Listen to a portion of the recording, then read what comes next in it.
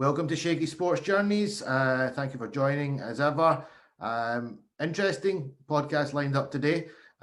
Special guest I've brought, originally from Scotland, living it up down in London these days. I'm talking about the managing director of the ECB and Hundred, Sanjay Patel. How are you, sir? Very good, Shaky. Hope you're well. Very well, thank you. Very well. I want to start and kick this off a little bit because we got a bit of history. Sanj, you know, I've known you for many years. You're a big fish now. I don't get to mix shoulders with you anymore, but you know, it's great to see where your career's gone. But you started off in lovely Scotland. You played for 3 clubs. I know in particular, you played for Clackmannanshire, West Lothian, and latterly, where I came across you a bit more was at Grange. Also played some Scotland stuff as well. But talk to me a little bit about your kind of upbringing and cricketing background from Scotland. So I grew up in a very small town, which not many people would have heard of, just outside of Alloa. It was my dad that got me into cricket. So he loved cricket. He basically ran the club, which was Clackmannan. He also ran the junior section. So I just went down with him. And I guess for me, it was instant. As soon as I picked up a bat, I was just in love with the game. So I played all my junior cricket and started my club cricket at Clackmannan, then moved to West Lothian, actually persuaded by Omar Henry, who was a brilliant coach of Scotland. Unfortunately, Omar left the season that I turned up. He didn't get his contract renewed. And then I ended up at Grange, where I had a great time. As I said, I managed a few games for Scotland, but I probably wasn't good enough to kind of hold down a regular place over a number of years.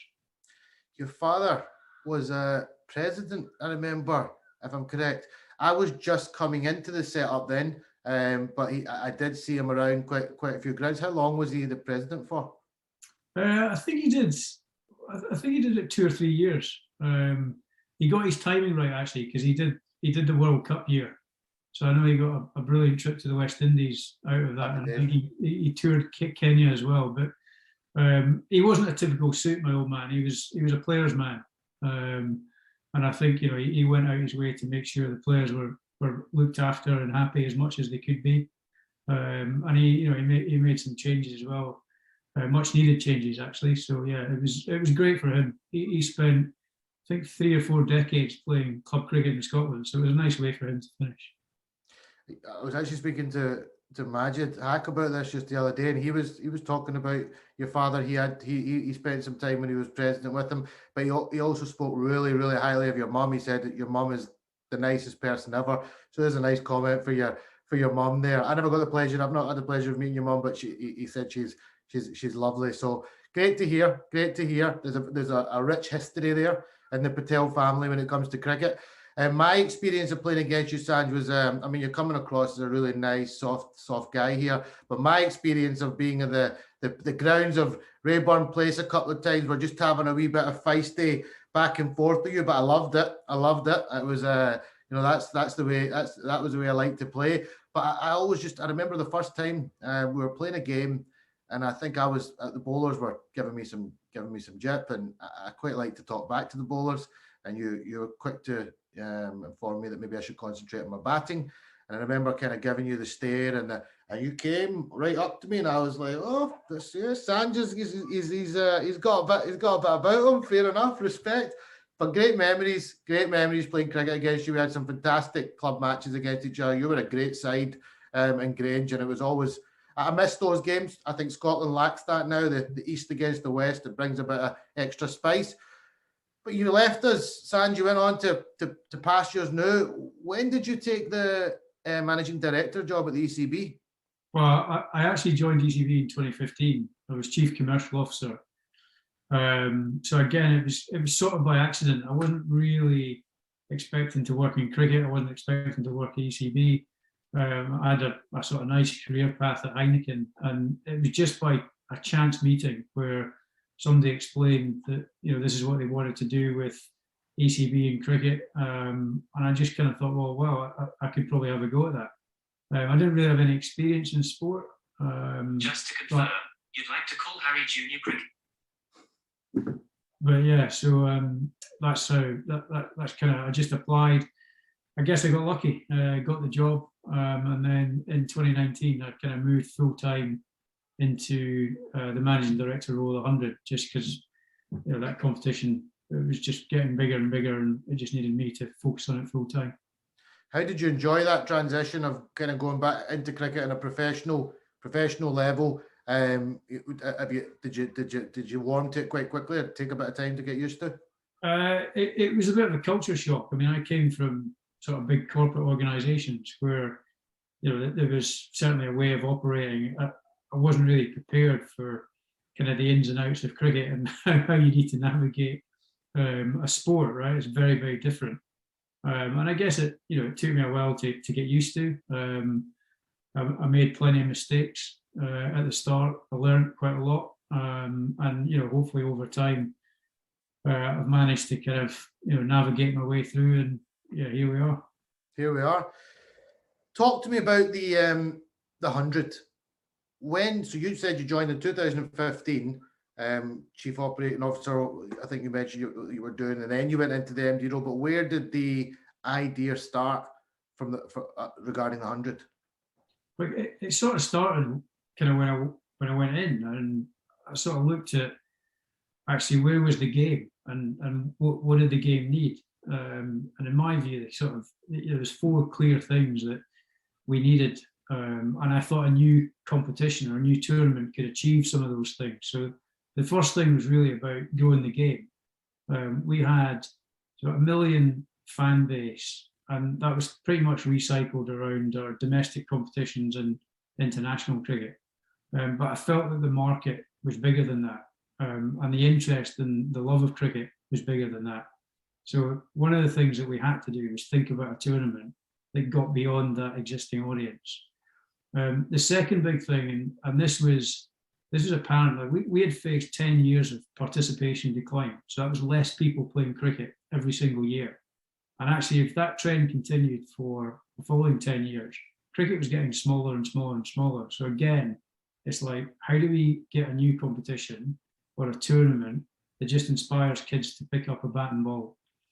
The third reason was all around kind of performance. And up until 2019, we hadn't really been that successful international men's white ball cricket. And obviously the World Cup was the first World Cup that we won. But we felt that, again, could we develop a tournament which players can come in a tournament format, develop their own game, and then go on to bigger things with England, either men or women, and help us win global tournaments consistently over a number of years. And then the last reason was just commercial. And that was, we were heavily reliant on international men's cricket to drive all our revenue. And that means that you're also reliant on other nations. And actually what we required was something that just gave us another revenue stream for the game, just to protect us a little bit down the line. So that's kind of the brief for the 100, or the brief for the new competition. And then from that, I was thinking, well, we need to take cricket mainstream, right? We need to get to more people. We need to engage more people. We need to excite more people. And I didn't feel just doing another T20 would have done that. I felt that we had to be big, we had to be bold, and we had to be different. And there was 3 main things that we had to do. One was make the game shorter, but still keep some cricket integrity. That's all right, fine. Oh, sorry, should you?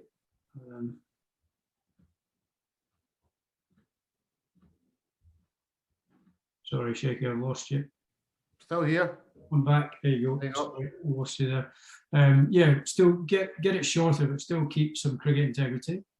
The second thing was just simplify the game. So I knew, like when I was young, one of the best ways when it was just runs and balls, right? And that's where cricket became really accessible to anybody, when number of runs to win off that many balls. Again, the way that we present the 100 is very simple. And the last thing is just entertainment, right? Just giving lots of entertainment for families, both on and off the pitch. And I felt if we could do that in this tournament, I felt that we could take cricket mainstream. I mean, from what you've just told me and what I watched, you certainly seem to achieve that. I mean, the crowds that came out speak volumes. you know, like you say, there was entertainment, more entertainment than you would normally see at a cricket game. Can you understand why the Test cricketing fraternity and supporters of Test cricket are maybe not sold on the 100 as yet? Yeah, I think from what I gather, and I think they see it as a threat, and I just think that's the wrong way to look at it. The 100 is designed with a very specific brief in mind, and that's just to get more people into cricket. And the more people you get into cricket, the bigger the game's going to be. And the bigger the game's going to be, and the more people that play it, hopefully then fall in love with other formats and fall in love with Test cricket eventually. But if you don't put more people in the bottom of the funnel, then the top of the funnel is going to get smaller and smaller. So the 100 has a specific role. Now, what we've got to do is make sure it works alongside the rest of the game. What it can't do is just come in and take over the game, and that's not its objective, right? It's got to work alongside Test cricket. It's got to work alongside county competitions, and we've got to find a way of making it all work. Now, we did last year, half of the season was COVID, half of the season was COVID-free. So we haven't really had a proper season at it in terms of all the competitions working together. And we learned a lot last year, we'll learn a lot this year. And then we've got to work a way of how does that all work together? And that's kind of the next phase and the next journey. But it's definitely not a threat. And it can only be a good thing if it's making the game bigger. So I think what you're saying is you bring more people in, but you're still focused on the other areas that need, like, you're not going to ignore Test cricket. You're not going to ignore the county game. That's not what you're trying to do at all. You're building this model to bring new people, but encourage them to then look at other formats as well. But if you don't have the people, you can't do very much with it. So something that really came out to me when I was watching the 100, and it was really enjoyable, that side of things. I found that it was very diverse, very inclusive.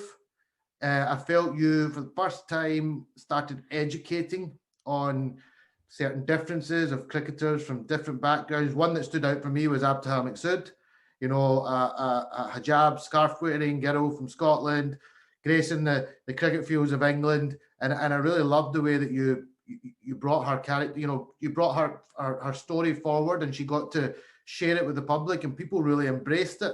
Was that something when you started the tournament that you wanted to focus on, inclusivity and diversity? Yeah, of course. I mean, I think that's going to be the heart of any new business, any new brand, any new competition. We're lucky we can do it from the start. Right? A lot of other comps are catching up because they've got established audiences and established practices and so on. So we can do it right from the start. And it is, the purpose of the 100 is just to throw cricket's doors open to everyone, right? And we mean everyone.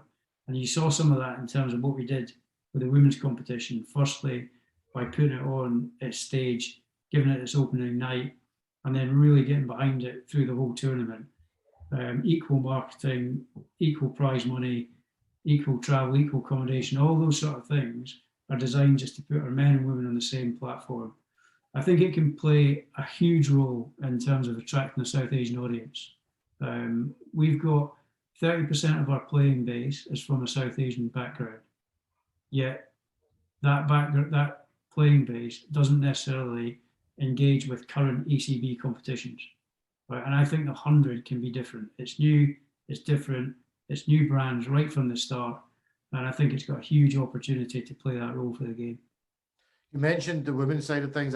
I think it's the best, you know, coverage and support of women's cricket that I've ever seen. I know we have World Cups and stuff, and we have, but I don't think they gave the same amount of audience. Perhaps I think this recent World Cup, because of things like the 100, was very successful. A lot of people seemed really engaged with it. But for me personally, it was the first time I've properly watched a lot of women's cricket. I think it was because you were putting it on at peak times. You weren't trying to, you know, a lot of sports, the women come on early at a time when not that many people to watch. Then the men come on at the main hours. Or these were things I take it you took into consideration when you were putting it out there. Yeah, I think the first thing is it just showed the potential of it.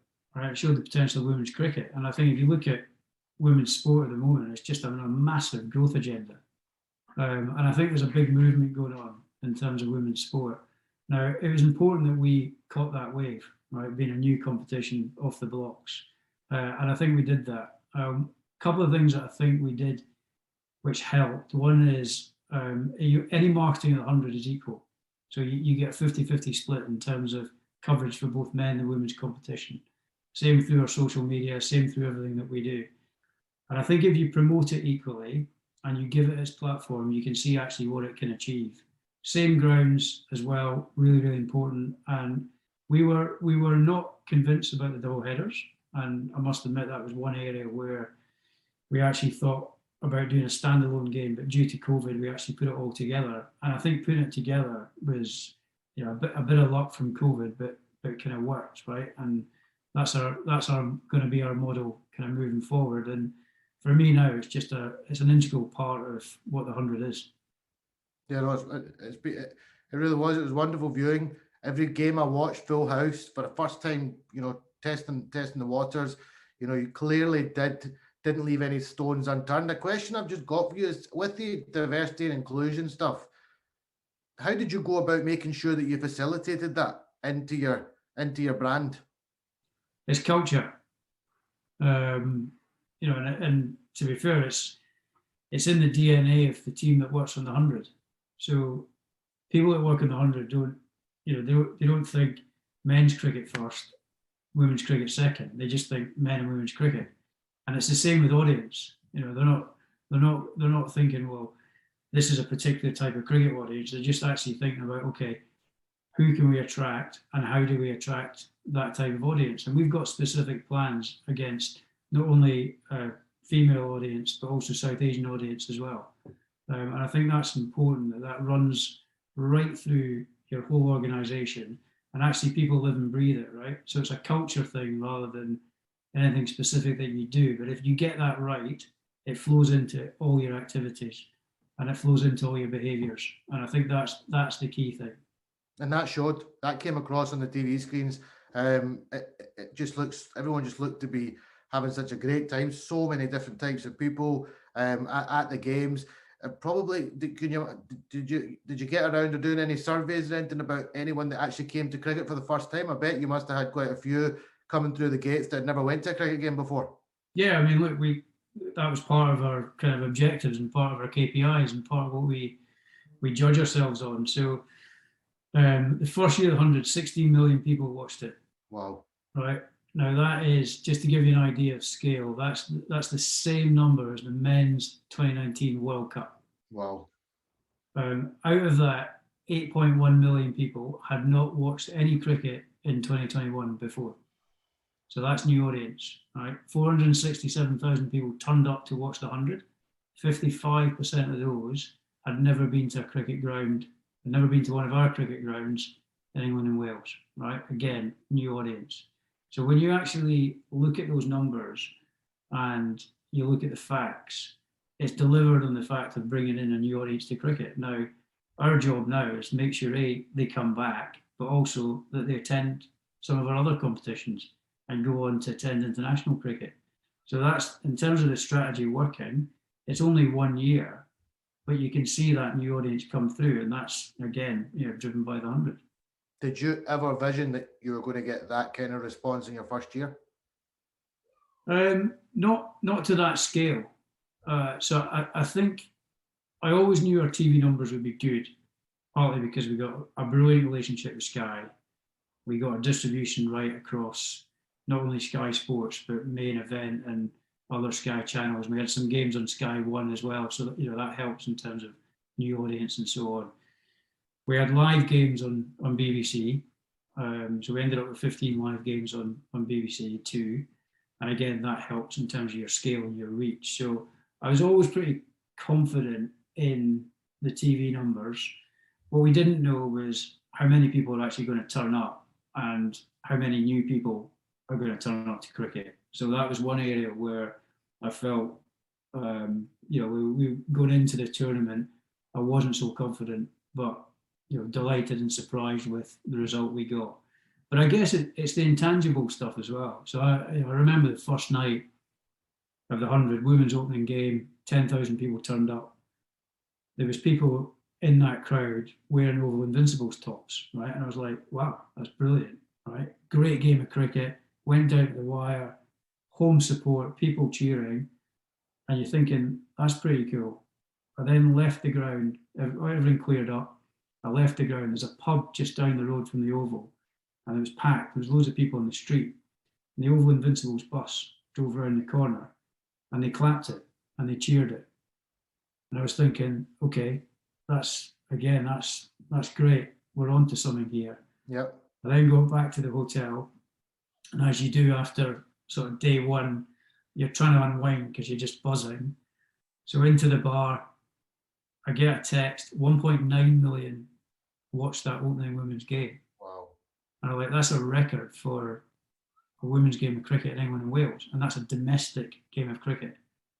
And then I got another text, and I was like, we've got a massive queue on the ticketing system.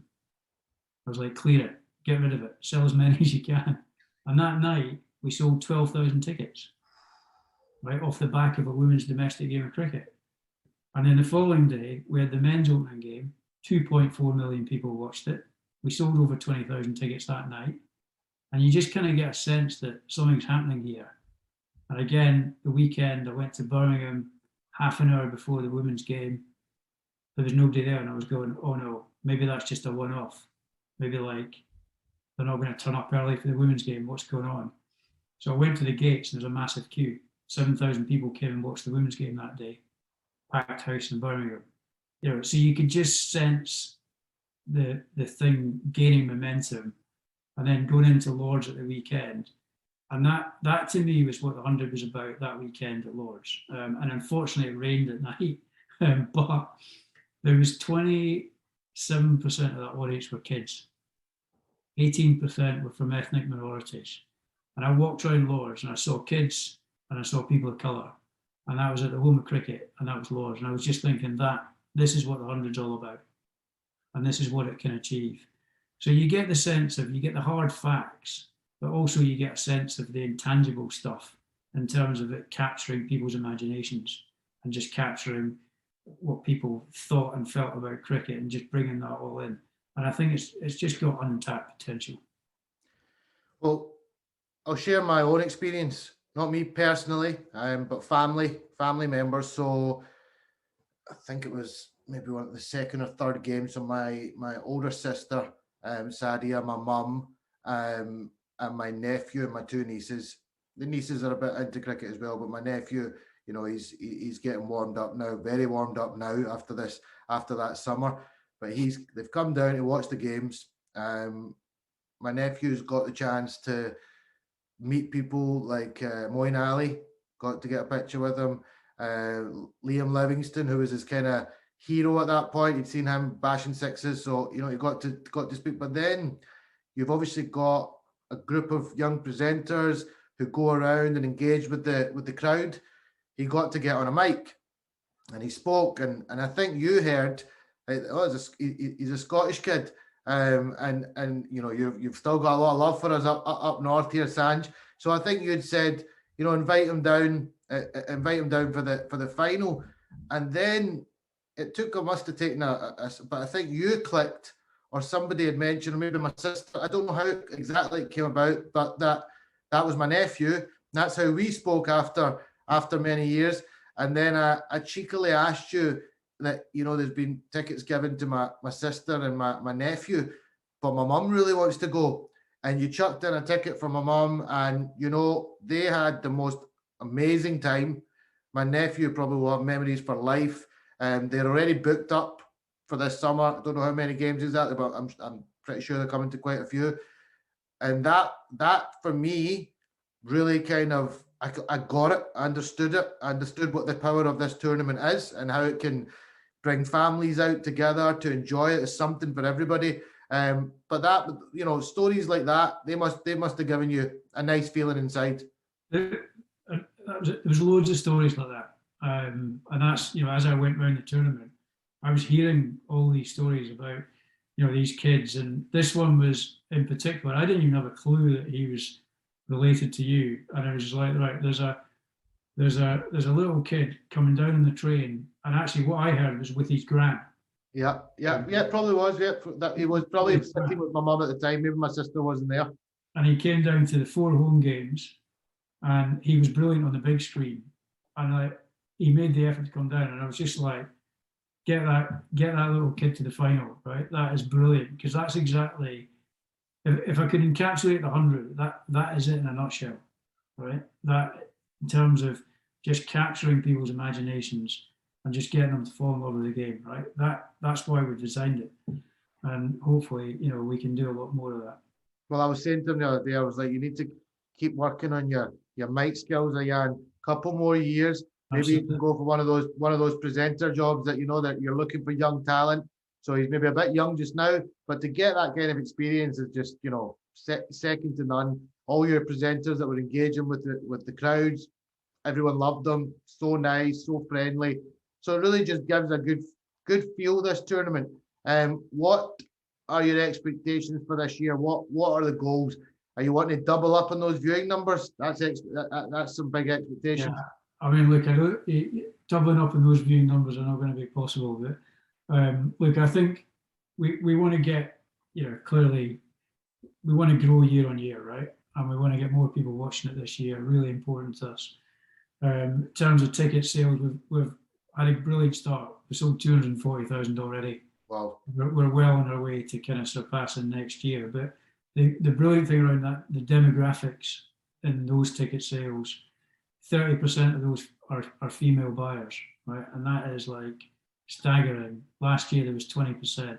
So already we've got 30%, and there's 22% kids in there. So if we can push that up to 25, 26, I'll be delighted, because that means we're not only filling grounds, but we're filling grounds with a different audience and a different demographic. And that can only be good for the game.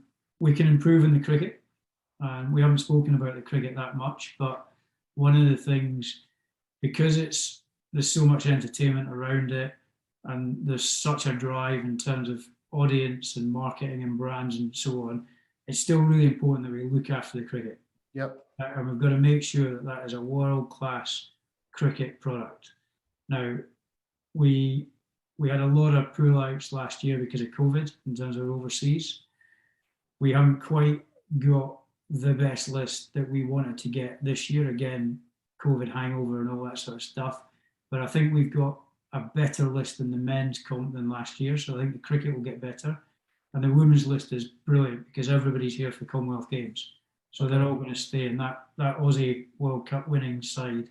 We're going to see them in the 100, and they'll improve the playing standard. And I think year on year, we've got to find ways to make sure that A, we look after the cricket, but B, the cricket gets better and better.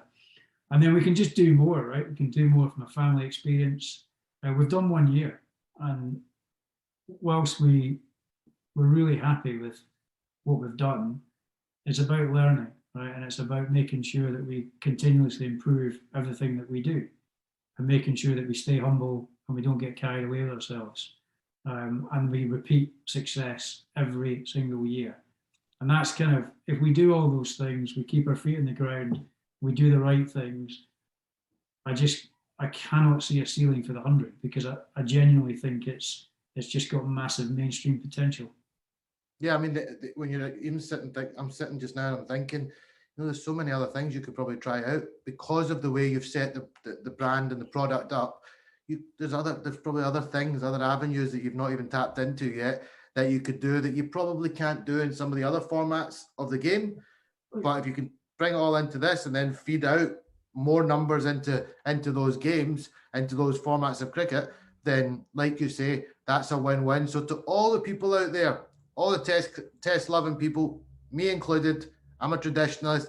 I love a 5-day test match, staying up till midnight to watch a game in Australia. What I will say is, let's try to embrace. Sometimes you need to freshen things up, and it's shown the success that can come. I mean, we're not getting those type of viewing watching a championship game in county cricket, but hopefully we can find some new stars to go into that. So let's all get on board and let's enjoy the 100. I'm certainly looking forward to watching on this year. Hopefully, I'll try and get myself down to a game if they're not already all sold out, because they're going like hotcakes. But I really appreciate your time today, Sanjay. I'm proud to see where you've taken your career from many years back, gracing the turf of Grange Cricket Club to where you've got to. I wish you all the best with the competition this year, and may you have every success with it all. Thank you, mate. Thanks.